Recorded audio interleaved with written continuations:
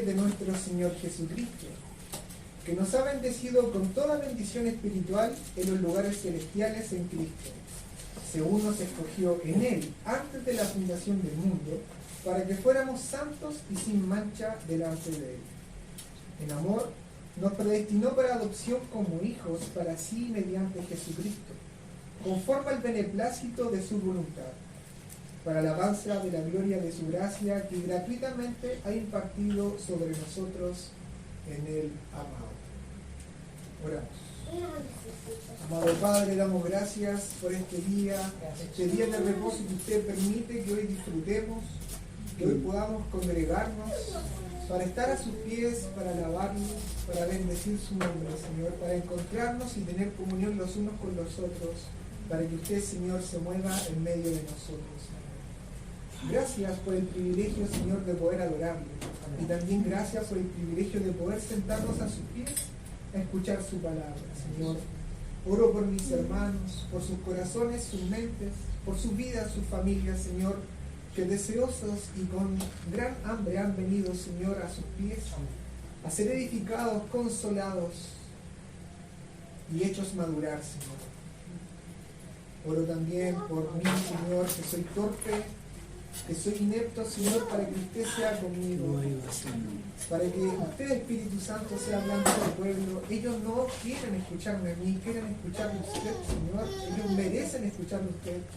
Que no sea idea de hombre saliendo de este púlpito, sino que sea toda su palabra fielmente predicada, Señor. Yo me escondo detrás de usted, Espíritu Santo, para que usted sea obrando en su iglesia, Señor. Todo esto se lo pido por los méritos de nuestro Señor Jesucristo, que es santo. Amén. Amén. ¿Pueden tomar asiento, mis hermanos? Voy a beber porque hace un poco de... Bueno, este es el segundo sermón de la exposición de la carta a los Efesios. Y mi objetivo del día de hoy es que alabemos a Dios por sus grandes bendiciones. Este es el objetivo que tenemos en mente. Esto es lo que el Señor quiere, sin duda, de este sermón, que nosotros salgamos con un corazón que adore y alabe a Dios. Por lo tanto, el nombre de este sermón se va a llamar, para que usted lo coloque en su libretita, ¿cierto? Bendiciendo al Dios de las bendiciones. Y puede sonar redundante, ¿cierto? Sí. Bendiciendo al Dios de las bendiciones. Pero es precisamente lo que dice Pablo en el versículo 3. Bendito sea el Dios y el Padre de nuestro Señor Jesucristo, que nos ha bendecido con toda bendición espiritual. Es como que Pablo tiene un juego de palabras en el versículo 3. Y él alaba a Dios por todas sus bendiciones. Así que el título de nuestro sermón, para que lo coloque en su libreta, es Bendiciendo al Dios de las bendiciones. Y usted se pregunta, ¿pero por qué debemos bendecir a Dios? 3 encabezados. Siempre son 3, ¿cierto? Porque nos ha bendecido en Cristo. El encabezado central será porque nos escogió en Cristo. Y luego porque nos escogió solo por gracia. Así que Dios mediante vamos a estar meditando en su palabra santa. Y permítame dar alguna introducción de este versículo, de estos versículos. Cuando nosotros somos hechos madurar, cuando maduramos en la relación con nuestros padres, ustedes todos hemos sido hijos, ¿cierto? Todos somos hijos. Cuando maduramos en la relación con nuestros padres, aquí chicos también, una de las cosas que ocurre en nosotros es que nos damos cuenta de las grandes bendiciones de nuestros padres. Todos sus esfuerzos, todo lo que ellos hicieron por nosotros. Como que cuando somos chicos no percibimos esas cosas. Pero cuando empezamos a crecer y a madurar, ahora que yo soy adulto, entiendo el comportamiento y el proceder de mis padres. Y entiendo que fueron grandes bendiciones. Así ocurre también en la vida cristiana, hermanos míos. Cuando somos pequeños en la vida cristiana, difícilmente entendemos lo que Dios ha hecho con nosotros. Pero cuando empezamos a madurar y empezamos a contemplar las grandes bendiciones de Dios, empezamos a darnos cuenta y a tener el peso sobre nosotros de esa gracia infinita que el Señor, nuestro buen Padre, ha depositado sobre nosotros. Amén. Y este sermón tiene eso, meditar en esas grandes misericordias, en esas tremendas bendiciones que nuestro Señor nos ha dado. Y eso es precisamente, hermanos míos, que lo que hace Pablo en esta doxología. ¿Qué es lo que es una doxología? Del versículo 3 al 14, Pablo hace como una oración de alabanza a Dios. Y algunos dicen que es una oración, otros dicen que es un poema, otros dicen que es un cántico. Y la verdad es como si Pablo, hermanos, es como si Pablo, su corazón estallara en un fervoroso adoración a Dios. Bendito sea el Padre, el Dios y el Padre de nuestro Señor Jesucristo. Es como si Pablo estallara su corazón en un fervoroso adoración y alabanza a Dios. Y la coloca al principio de esta gran carta. Y ustedes se preguntan, ¿por qué Pablo comienza una carta saludando y después comienza con una adoración? Porque quiere invitar a los lectores de esta carta a tener ese espíritu, un espíritu de alabanza, un espíritu que contempla la gloria de Dios y que se postra en santa reverencia a Dios. Es así como tenemos que leer la carta a los Efesios, postrados en la santa presencia de Dios, leyendo esta hermosa y elegante carta a los Efesios. Amén. Es como si Pablo nos invitara a adorar. Y una cosa importante de esta carta que usted se va a dar cuenta y que generalmente está muy llamativo en esta doxología, es que Pablo hace referencia a las tres personas de la Trinidad. Él dice que la fuente de todas nuestras bendiciones es Dios y el Padre de nuestro Señor Jesucristo. Él es la fuente de todas nuestras bendiciones. Pero también dice que el ámbito en el cual nos bendice es en Jesucristo. ¿Cierto? Dice en Cristo. Hay muchas palabras que dice en Cristo, en el amado, en Él. O sea, está el Padre, está el Hijo, y dice que nos ha bendecido con toda bendición espiritual. Perfectamente nosotros podríamos decir con toda bendición del Espíritu Santo. Dios obra mediante su Espíritu Santo para bendecirnos. Las tres personas de la Trinidad. Y hoy, hermanos míos, estaremos viendo específicamente del 3 al 6 las bendiciones del Padre. ¿Amén? El domingo subsiguiente las bendiciones que tenemos en el Hijo, o por obra del Hijo. Y el último domingo de este mes, Dios mediante, estaremos viendo las bendiciones mediante el Espíritu Santo. ¡Wow! Se viene, pero realmente se viene maravilloso, ¿cierto? Amén. La pregunta es, ¿por qué debemos bendecir a Dios? Yo les dije que el primer encabezado era porque Dios nos ha bendecido en Cristo, versículo 3. Versículo 3. Bendito sea el Padre, el Dios y el Padre de nuestro Señor Jesucristo. Pablo bendice al Padre. Pablo exalta al Padre por las bendiciones que el Padre nos ha dado. Es decir, nosotros bendecimos a Dios por las bendiciones que hemos recibido de parte del Padre. Y estas bendiciones, hermanos míos, si ustedes se fijan en el versículo 3, no solo son pocas bendiciones, no son un paquete de bendiciones, sino que Pablo dice que nos ha bendecido con toda bendición espiritual. Eso significa que Dios nos ha dado la plenitud de las bendiciones que Él puede dar. No solo son unas pocas, no son un paquete de bendiciones, sino nos ha dado la plenitud de todas las bendiciones espirituales. Es todo, hermanos, es todo. Dios nos ha bendecido con todo. Y estas, obviamente, como dije, son aplicadas por el Espíritu Santo. Son bendiciones espirituales. Por lo tanto, se disfrutan en la esfera espiritual, porque son eternas.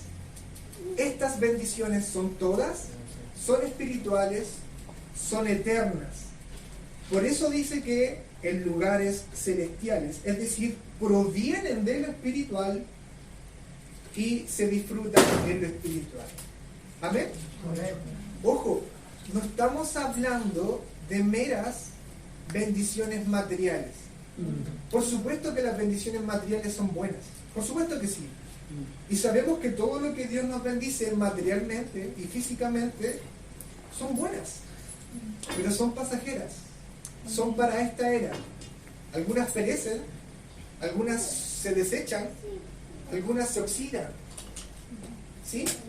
Y estas bendiciones que Dios nos da son eternas, son espirituales, descienden de lo celestial. Amén. Claro, y usted me puede decir, pero bueno, las bendiciones que Israel sufrió o tuvo en el Antiguo Testamento eran bendiciones materiales. Y yo digo, por supuesto que sí, y súper bien. Pero recuerden que esas bendiciones materiales apuntaban a una realidad espiritual mucho mayor. Dios les prometió Canaán. Canaán era un lugar físico, por supuesto que sí. Pero había un Canaán celestial. ¿No es así? O Dios le dio la bendición del día de reposo, un día de 24 horas. Por supuesto. Pero ese día de reposo apuntaba a algo espiritual. También lo tenemos en el tabernáculo.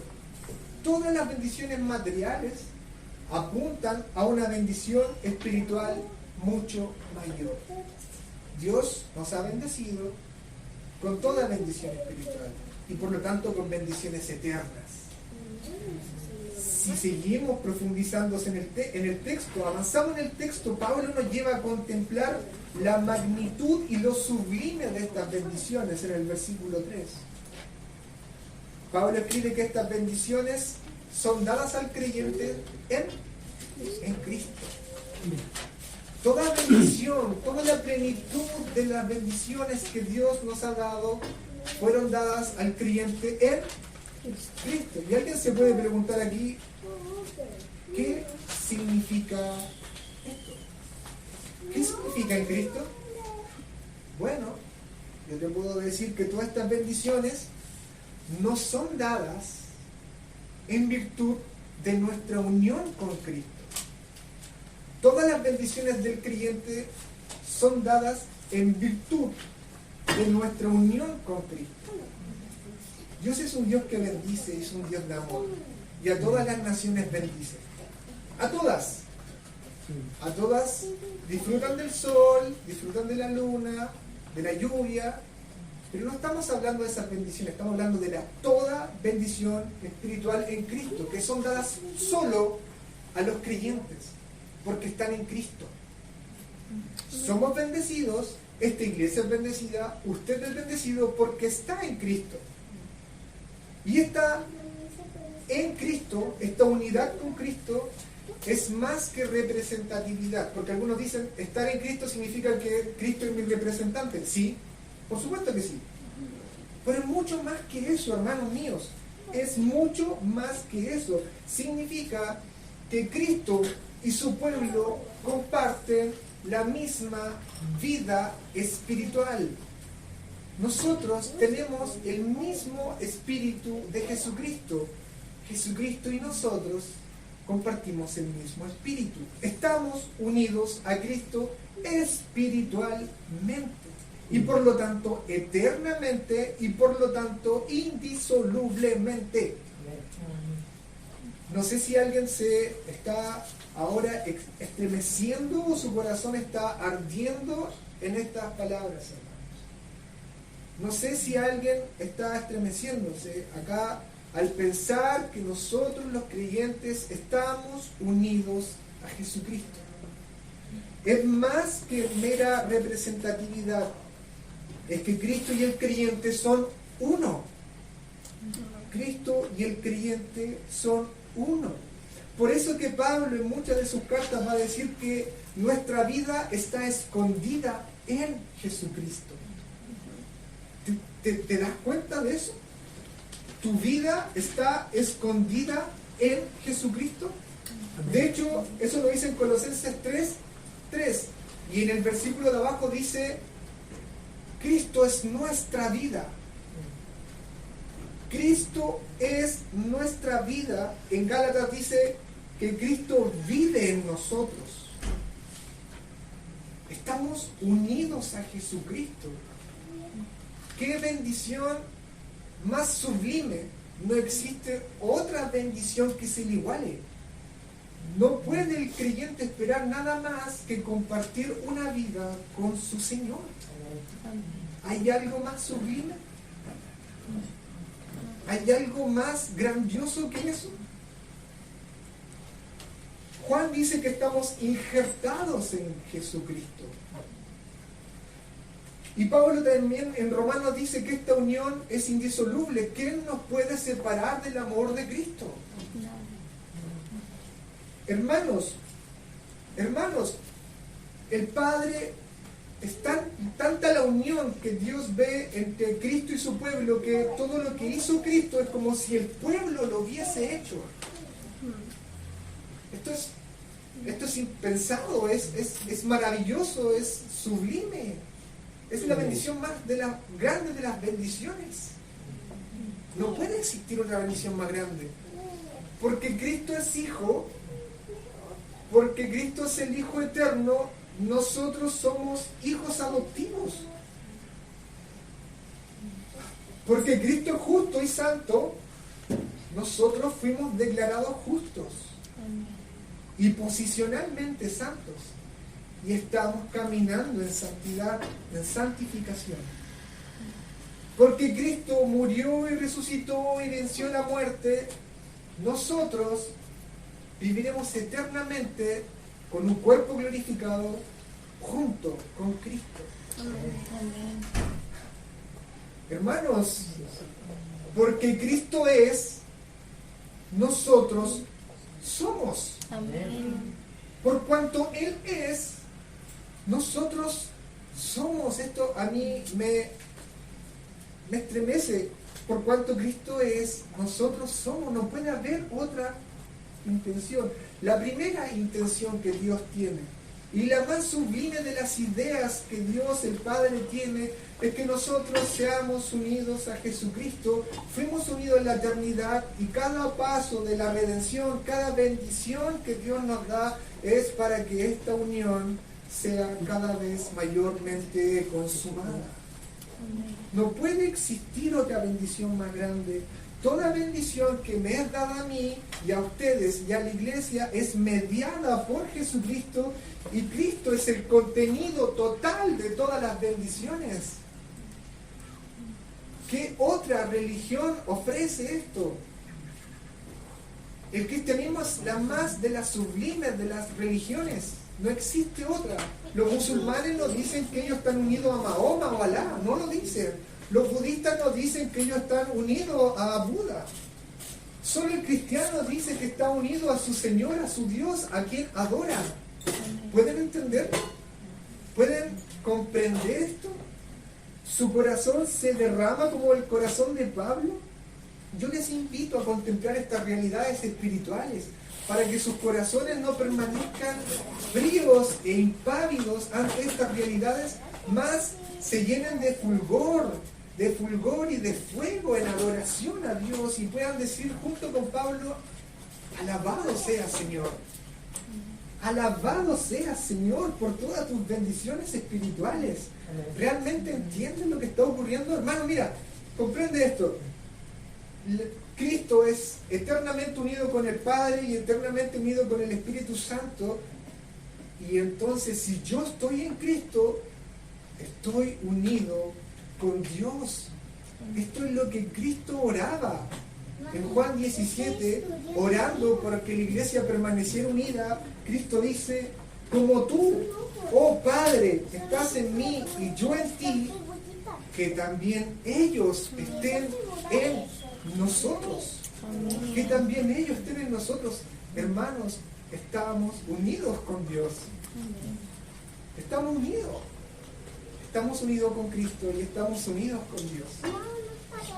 Bendito sea el nombre de nuestro Señor. Bendito sea, Señor Dios Padre, por esta gran bendición.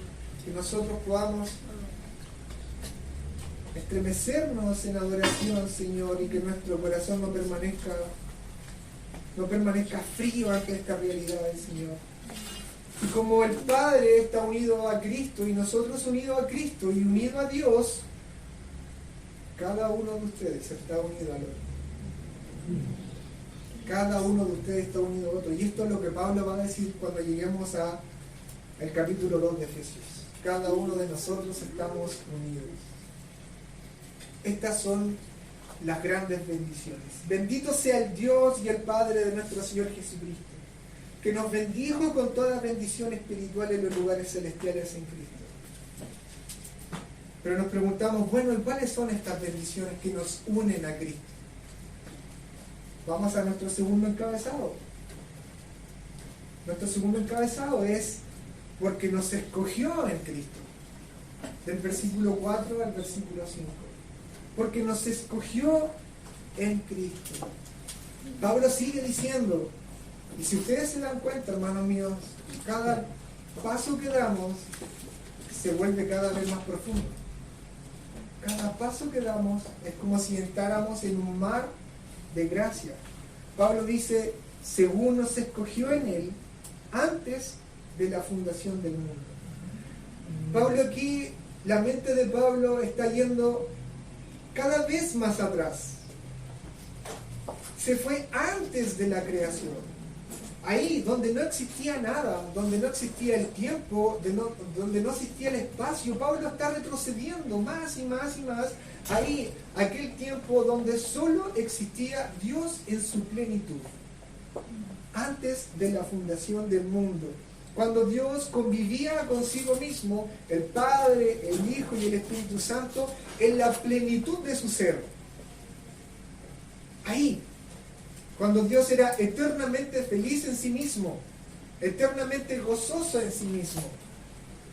Y ojo con esto, Pablo le está hablando a los efesios, a una iglesia de creyentes. Le está hablando a los santos y a los fieles de Éfeso. No le está hablando esto a todo el mundo. Esta carta no es para todo el mundo, sino que para los santos y los fieles de Éfeso. A ellos le está diciendo, Dios les escogió de todo un universo de personas. Dios a ustedes les escogió, es decir, consideró unir a ustedes a Cristo, consideró que ustedes eran para Él. Todos en el mundo recibimos el amor creador de Dios, pero solo unos pocos, solo los de la iglesia, experimentan el amor redentivo de Dios. Solo unos pueden decir Padre. Todos los otros pueden decir Dios, pero solo los de Éfeso y nosotros podemos decir Padre. Y por más, hermanos míos, que vayamos y intentemos dar explicaciones o conjeturas, nunca más podremos ir más allá de lo que dice este versículo, que dice que nosotros somos creyentes que fueron escogidos en Jesucristo, y no puedo ir más allá. Usted se pregunta, pero ¿por qué Dios me escogió a mí? Porque estabas unido en Jesucristo, porque estabas en Cristo. Y no puedo dar más explicaciones que esto.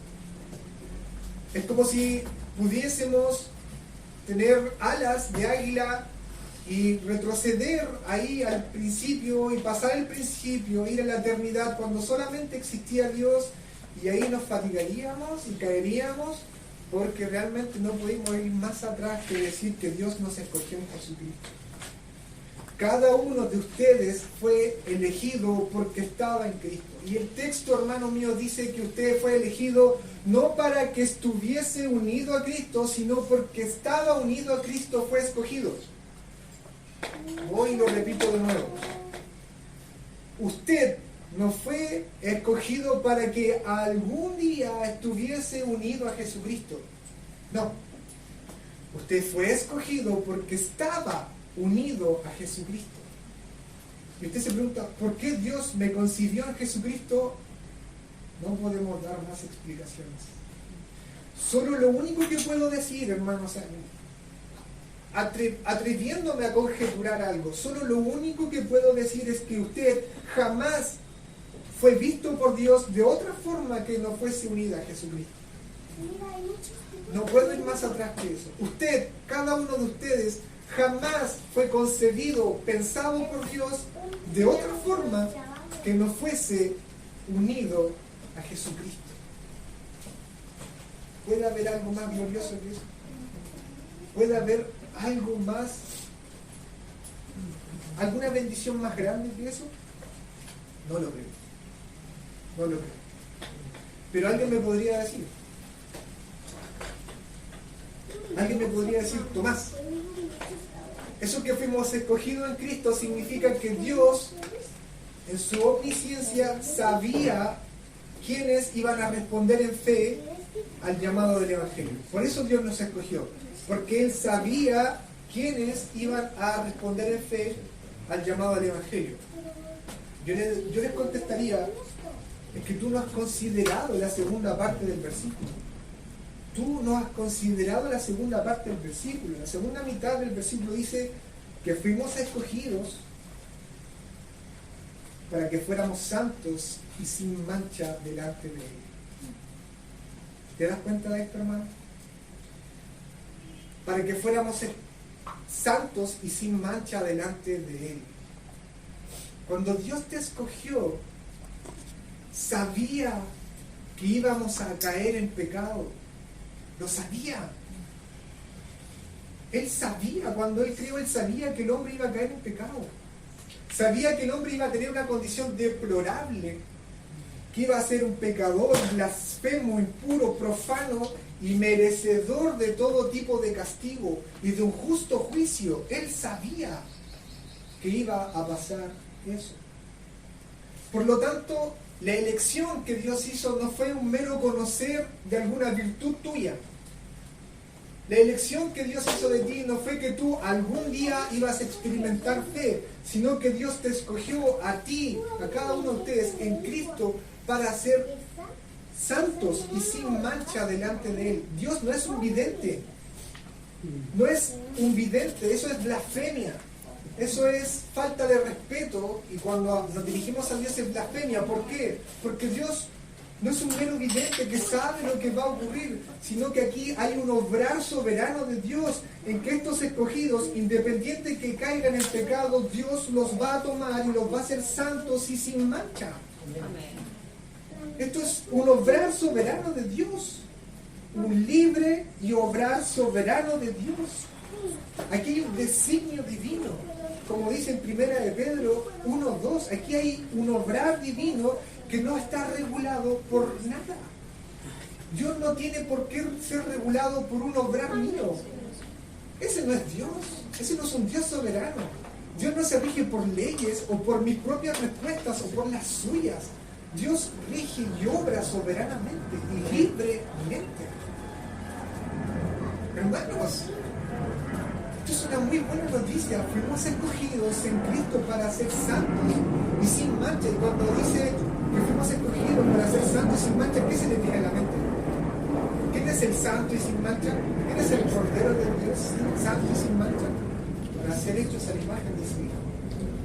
Por lo tanto, fuimos escogidos porque estábamos en Cristo y fuimos redimidos. Y todo esto funciona para unirnos más a Jesucristo. ¿No les alegra el corazón?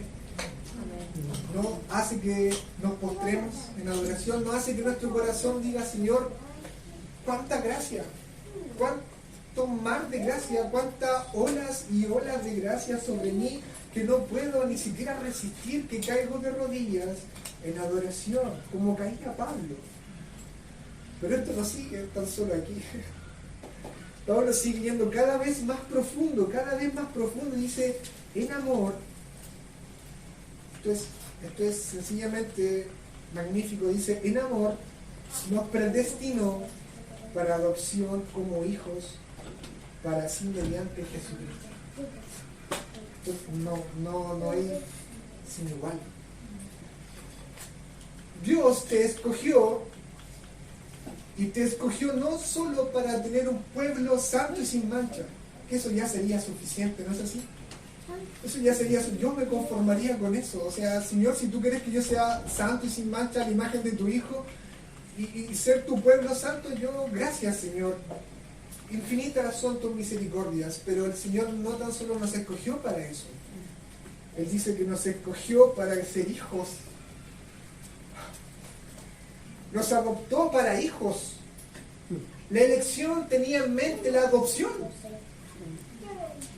La adopción es consecuencia de la elección. Dios quería tener un pueblo de santos y sin mancha, pero de hijos e hijas santos y sin mancha. Y si alguna persona se pregunta por qué Dios permitió entonces que el hombre cayese en pecado, porque Dios no solo quería tener criaturas, hijos de creación, sino quería tener hijos e hijas adoptivas a la imagen de su Hijo eterno. ¿Te das cuenta que tú como hijo adoptivo tienes los mismos privilegios que el hijo mayor? Lo mismo. Puedes llamar Padre al Dios de la creación. Por supuesto, nuestro hermano mayor, nuestro Señor Jesucristo, va a ser nuestro Rey. Es nuestro Dios y nuestro Rey. Pero también somos hijos. Y por cuanto el Hijo se sienta a la diestra, por cuanto el Hijo está ahí, nosotros estamos. Estamos sentados en lugares celestiales, dice Pablo. Esto no puede ser mayor. Esto no puede ser más bendición. Bendición tras bendición. Gloria tras gloria. Misericordia más misericordia. Esto es digno de ser alabado. Esto es digno de ser contemplado y alabado por nosotros. La iglesia, hermanos, la iglesia no puede permanecer impávida con estas realidades. Yo me preocuparía si tu corazón está inquieto, si tu corazón no se conmueve con esto. Yo me preocuparía bastante. Y quizás tú puedes decir, ¿no fui yo quien elegí a Dios? ¿Sí? ¿Tú lo elegiste? Lo elegiste libremente, pero lo elegiste porque Dios te eligió primero. ¿No fui yo quien escogí a Dios? Sí, lo hiciste tú. Lo hiciste libremente. Pero lo hiciste porque Dios te pensó primero en Jesucristo. Jesucristo mismo dijo, no me escogieron ustedes, sino yo los escogí. No es posible entender las razones de la elección. No es posible. Tanta sabiduría no podremos llegar nunca a tener. No podemos meternos en la mente de Dios. No podemos conjeturar, como hacen algunos teólogos, conjeturar y ver por qué y agarrar textos y moldearlos. Si tú crees que la elección no es así como yo la estoy definiendo, incluso da hasta lo mismo. Vamos a seguir siendo hermanos igual. Pero hay aquí solo una respuesta que Dios espera al revelarnos la elección. Y esa respuesta es que nos postremos y le adoremos. Amén. Solo eso. ¿Por qué Pablo escribe? ¿Por qué Pablo nos da esta revelación? ¿Por qué Pablo llega hasta ahí? Es para simplemente tú postrarte y adorar. Y si tu corazón está siendo hoy llevado en llamas a una adoración, si tú no estabas considerando la elección, es necesario que lo empieces a hacer. Que como hacían los puritanos, se postraban y meditaban en esto. Contemplemos la elección, hermanos míos, en Cristo, y que nuestro corazón nos lleve en adoración, no en orgullo. Aquí no hay respuesta para el orgullo, no hay cabida para el orgullo. No, como muchos creen, como muchos de nuestros hermanos que se hacen llamar como nosotros creen, que se enorgullecen, como que miran al resto, lo miran como más abajo. Aquí el ego, aquí el orgullo, no hay cabida para eso. Hay solo una respuesta, y esa respuesta es adoración. Y como algunos dicen, creo que la doctrina de la elección puede llevar hacia el pecado. Yo diría que sí. La doctrina de la elección lleva al pecado, pero lleva al pecado al que no es elegido. Todo que dice ser creyente, que dice que cree en la doctrina de la elección, pero vive como quiere y hace lo que quiere, no entiende el propósito de la elección. Santo y sin mancha, dice la palabra. Todo elegido va a vivir santamente y sin mancha, va a buscar santificarse. La elección no va a ser algo que él utilice como para llevar una vida libertina. Santo y sin mancha. Santo y sin mancha. Que nuestro corazón sea llevado a una adoración genuina. Que nuestro corazón sea llevado a una adoración genuina a nuestro Dios. Y por último, hermano, el tercer último encabezado y cada vez más profundo, porque nos ha salvado solo por gracia.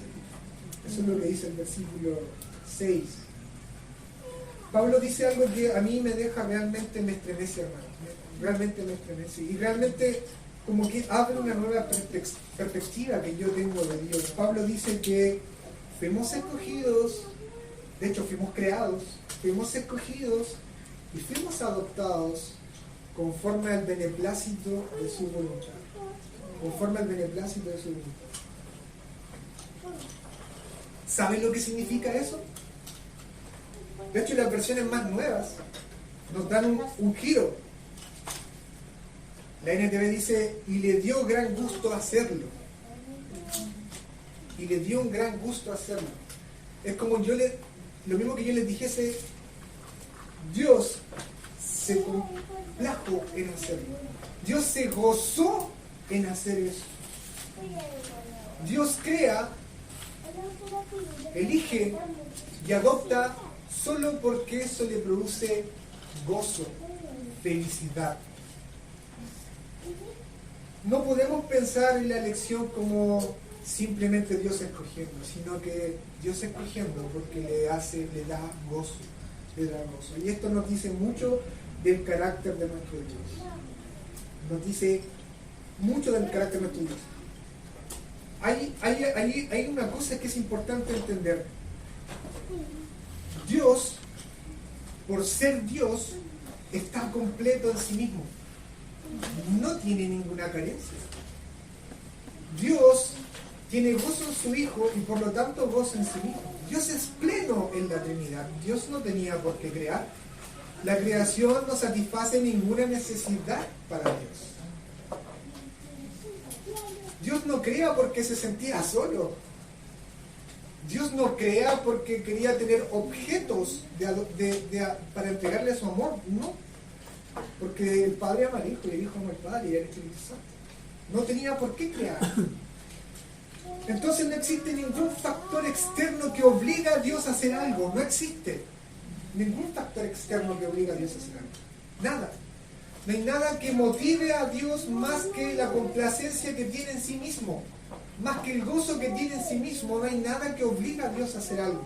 Dios hace porque le da gran gusto hacerlo.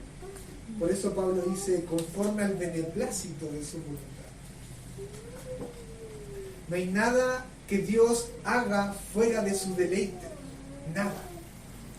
No hay nada que esté fuera, que Dios haga o obre que no esté conforme a su complacencia. No hay nada, porque no hay nada que obliga a Dios a hacer algo. Dios es libre y soberano de hacer lo que Él le da. Entonces, si no existe ningún factor que obliga a Dios a hacer algo más que el deleite que tiene en sí mismo, eso es solo gracia para nosotros. No hay nada que yo haya hecho que haya motivado a Dios a escogerme. No hay nada que yo haya hecho que haya motivado a Dios al adoptarme. Solo Dios lo hizo porque le placía, porque le causaba gozo y felicidad. Y eso es gracia sola. Gracia más gracia. Solo gracia. Y cuando yo veo eso, hermanos, cuando yo veo eso, que no hay nada que yo haga, es solo Dios derramando su gracia sobre mí, yo cada vez veo lo magnífico de su gracia. Cuando yo me quito de en medio, quito cualquier factor mío, solo veo su gracia.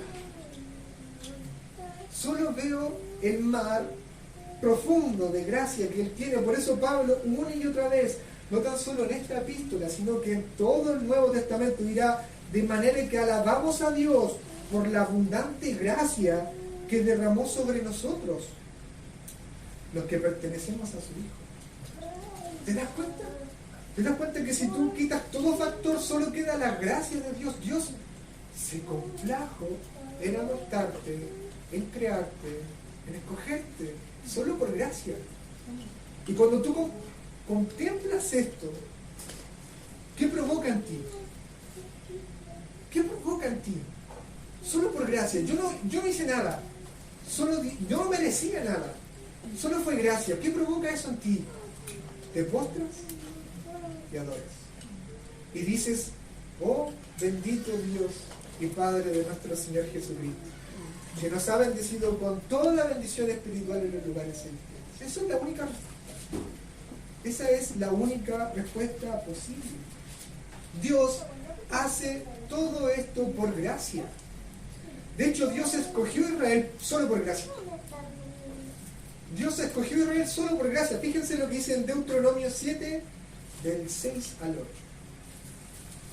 Fíjense lo que dice Moisés al pueblo. Pues tú eres un pueblo santo porque perteneces al Señor tu Dios. De todos los pueblos de la tierra, de todos los pueblos de la tierra, el Señor tu Dios te eligió a ti para que seas su tesoro especial. El Señor no te dio su amor, ni te eligió porque eras una nación más numerosa que las otras naciones. Pues tú eres la más pequeña de todas. Más bien, fue sencillamente porque el Señor te ama y estaba cumpliendo el juramento que le había hecho a tus antepasados. Aquí hay algo fantástico, hermanos, si lo meditamos. Si lo quieren buscar, Deuteronomio del 7, del 6 al 8. Dios deja muy en claro aquí, que le pertenece todo. Dios es dueño y señor de los egipcios, de los vikingos, de todos los pueblos de la tierra. Es dueño de todo. Eso es lo que le dice. Todos los pueblos de la tierra, el Señor tu Dios, de todos los pueblos el Señor te escogió a ti, Israel. El Señor pudo bien escoger a los egipcios, pudo bien haber escogido a otra tribu, a otro pueblo, pero Dios escogió a Israel. ¿Por qué? Porque el Señor es libre y soberano de haber escogido a quien le haya placido. Ese texto lo deja muy en claro. El Señor pudo haber escogido a todos, pero escogió a Israel. Y no por algo que Israel tuviera, no por algún factor de Israel. Eso lo deja bien en claro. Tú eres la más pequeña de todas las naciones. Dios escogió a Israel no por Israel, sino que lo escogió por simplemente gracia, por simplemente que los ama. ¿Pero por qué amaba a Israel, Señor? Simplemente los amé. Un amor de padre. No un amor que es el amor que Dios entrega globalmente a todos, sino un amor paternal. Eso es lo que dice en Romanos 9. Dios escoge a un hombre, a Abraham. Pudo haber escogido a cualquier otro, pero Dios escogió a Abraham. Y Abraham tuvo dos hijos, Ismael e Isaac. Pero Dios escoge al menor, a Isaac, al que no tenía ninguna probabilidad de nacer. ¿Para qué? Para dejar en claro que Dios no le importa las probabilidades o las dificultades. Dios escoge libre y soberanamente. Y de Isaac, dos hijos, Esaú y Jacob. Era lógico que el primogénito recibiera la bendición. Pero Dios deja muy en claro que no le importan los códigos del hombre, sino que Él es libre y soberanamente para escoger al menor. Y Dios escogió a Jacob. Esto es lo que está diciendo el texto. Dios es libre de hacer lo que Él le plazca, porque Él es dueño de todo, pero Dios escoge por gracia. ¿Qué pasa con nosotros? ¿Qué pasa con los gentiles? Bueno, nosotros no éramos pueblo, no éramos escogidos, Pero cuando Israel endureció su corazón y con el ministerio de los apóstoles y de nuestro Señor Jesucristo, el Evangelio se empezó a proclamar a toda lengua, tribu y nación. Y ahí Dios no se escogió una nación, escogió a hombres particulares para formar un pueblo, la iglesia. Ahí Dios no escogió un pueblo. Dios coge a hombres particulares para formar una iglesia, un pueblo. Y ese pueblo solo por gracia. Comentaba con Esteban este pasaje en Lucas 10, 21 al 22. Un texto que también me estremece. Nuestro Jesús hablando en el contexto de los 70 cuando le iban llegando.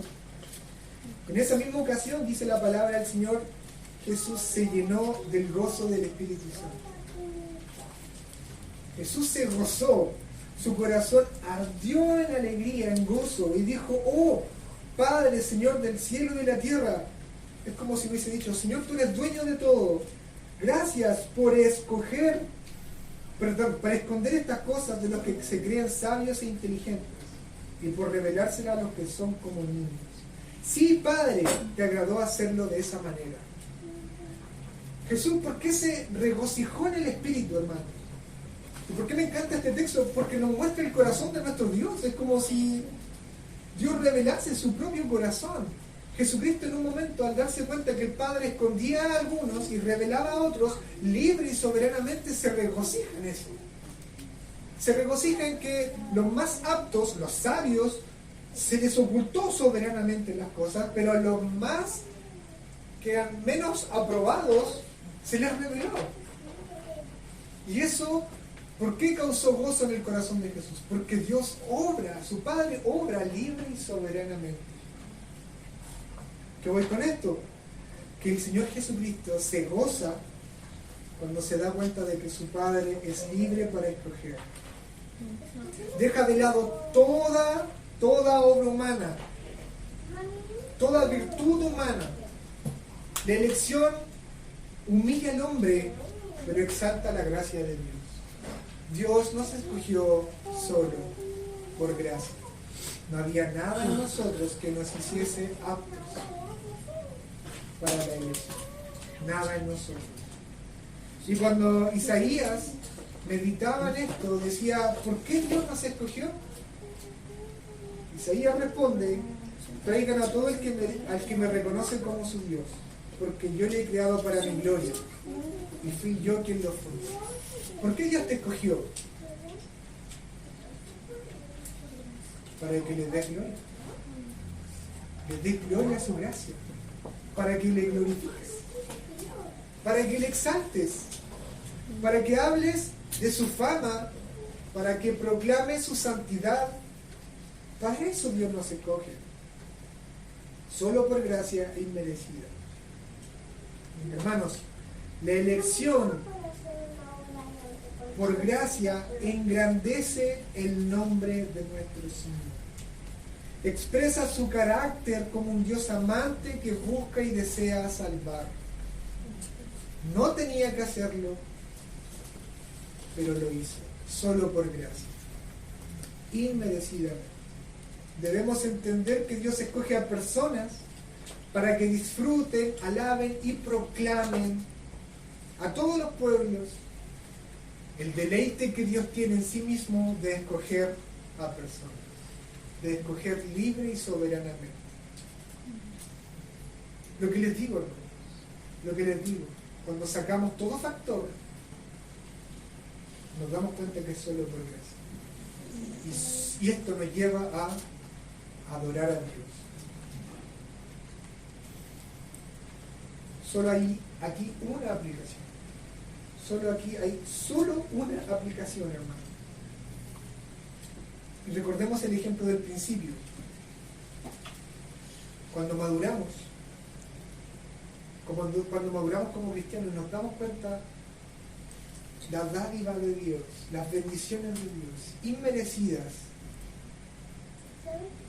Bueno, ahí estamos madurando, pero nos damos cuenta cuán grande es Dios, cuán gloriosa es su gracia, Su gracia, más gracia y sobre la gracia. Dios no estaba obligado a nada. Dios es libre y soberano, pero Dios nos escogió. Nos escogió porque estábamos en Cristo. No sabemos por qué, pero fue una obra libre y soberana. Una manifestación de su gozo, el gozo que Dios tiene en sí mismo para hacer y obrar todas las cosas. Solo aquí hay una respuesta. Y la respuesta es adoración. Y la respuesta es alabar a Dios. Alabar a Dios. No pasemos de nuevo por este texto con nuestros corazones fríos. No pasemos, no nos permitamos eso pasar de nuevo. Sino que cuando leamos de nuevo esta porción de la palabra, seamos conmovidos como fue conmovido el corazón de Pablo. Pidamos a Dios un corazón fervoroso. Yo compartía con mi esposa y le decía, tengo un problema conmigo. Que esta realidad no me estremece tanto como debería estremecerme. No alienta mi corazón a un fervor como lo debería alentar. No quiero pasar, le compartí a mi esposa, no quiero pasar nuevamente por aquí sin que mi corazón crea intelectualmente esto, pero no explote en adoración a Dios. No quiero de nuevo pasar por eso, hermanos. Y es mi oración, y ha sido la oración toda la semana, que ustedes tengan el mismo sentir que yo. Que seamos una iglesia que adore a Dios por sus grandes bendiciones. Que adore a Dios por lo que hizo ya en Jesucristo. Una iglesia que sienta que Dios no le debe nada, que Dios nos ha dado todo. He estado en iglesias que creen que Dios les debe todo, y piden y piden y piden.